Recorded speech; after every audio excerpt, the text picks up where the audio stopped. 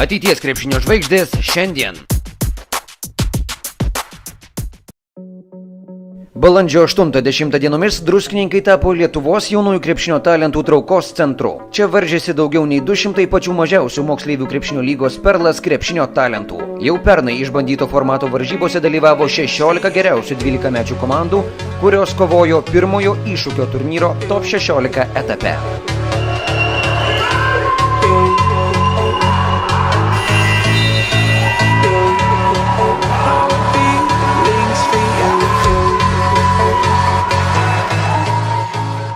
Visų pirma, tai yra labai malonu, kad visos komandos suvažiavo šį turnyrą, tai yra 16 komandų, stipriausių 12 komandų Lietuvoje. Ir jos yra naudinga visų pirma tai, kad vaikai parungtyniauja, pajaučia turnyro tam tikrą atmosferą. Jie rungtyniauja turnyre, tai aš atsimindamas savo krepšinio žaidimą, tai žinau, kad turnyruose įvyksta tie tikrieji nuotykiai, kurios prisiminėm po to visą gyvenimą. Tai sakykime, čia apie vaikų laisvalaikį kalbėti. Iš meistriškumo pusės mums labai svarbu pažiūrėti, kokią mes kartą turime, kokia yra pradžia šitos kartos ir pamatyti visus vienoje vietoje yra tikrai neabejoju, kad yra labai naudingas dalykas.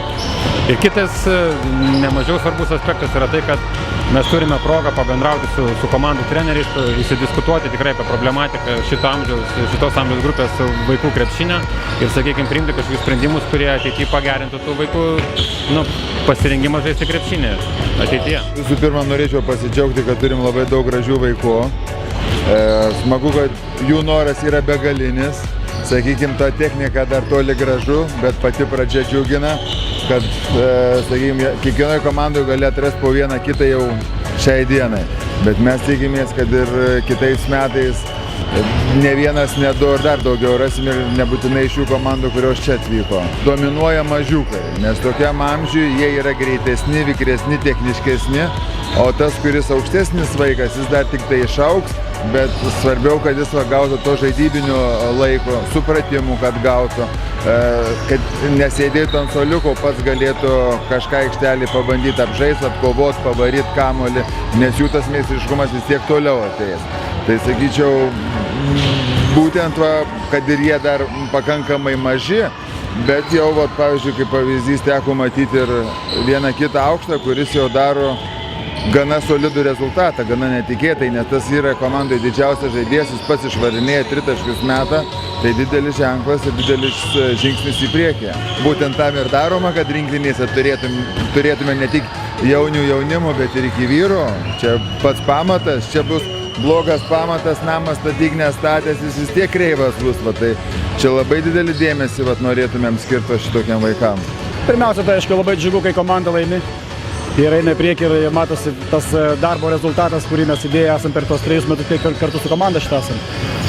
O šitas turnyras tai yra turbūt vienas iš geriausių organizuojamų turnyrų Top 16 U12 būtent čempionato, kai suvažiuoja visas komandos į vieną vietą. Ir tikrai aš labai džiaugiuosi, kad ir federacija, moksleivių lyga priėmė tokį sprendimą ir organizuoja tokį turnyrą. Nes iki tol mes nebuvom matę tų komandų.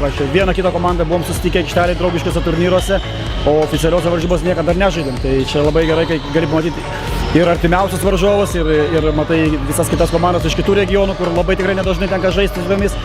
Tai ir aišku, čia yra renkama informacija kitų metų sezonų, kai jau žaisime pirmam divizione. Be abejo, jie nori žaisti, vaikai dėl to ir treniruojasi, kad dalyvautų varžybose. Ir kai patenka į tą Top 16 ir jie žino, kad bus 3 dienų turnyras, tai tikrai nedažnai vaikai išvažinėja. Dažnai būna vienos rungtynės, vienos dienos, nuvažiuoja, sužaidė grįžti atgal. O čia jie gali pabūt kartu su draugais savo ir tikrai pamatyti varžovus savo, su jais susibendrauti dėl to, kad jie gyvena kartu su kitom komandom. Tai tikrai be galo geri įspūdžiai. Ir manau, kad labai gera patirtis dėl to, kad jie kažkada turės sudaryti vėlgi Lietuvos rinktinės branduolį, jie turės sueiti iš tų visų komandų į vieną komandą, kurie atstovaus Lietuvą. 3 dienas trukusiame pirmojo iššūkio Top 16 etape iš viso buvo sužaistos 24 rungtynės, o jaunieji krepšininkai išsiaiškinę santykius tarpusavyje sužinojo komandas, kurios kitą sezoną galės kautis A divizione. Ateities krepšinio žvaigždės šiandien.